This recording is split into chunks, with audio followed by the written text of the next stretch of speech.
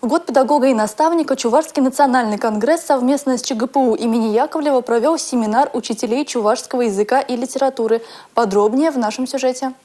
В аудитории собрались педагоги, которые всю свою жизнь посвятили воспитанию детей и любимой работе. Преподавание чувашского языка в школах Чувашской республики у нас заслуживает особого внимания. Более 70% детей выбирают предмет чувашский язык.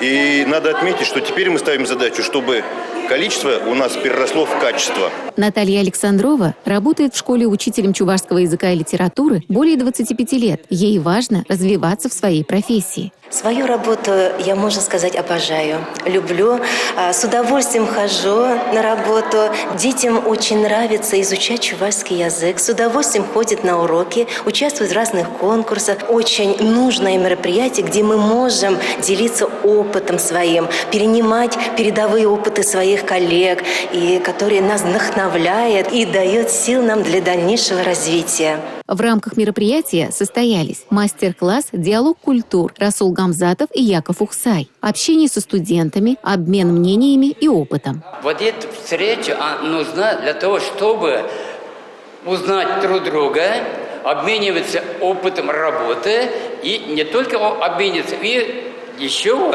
лучше работать во имя чувашского народа. Инициаторы Ассоциации учителей чувашского языка и литературы при Чувашском национальном конгрессе чествовали собравшихся и вручили памятные призы. Надежда Морозова, Мария Шагарова, Игорь Зверев. Национальное телевидение Чувашии.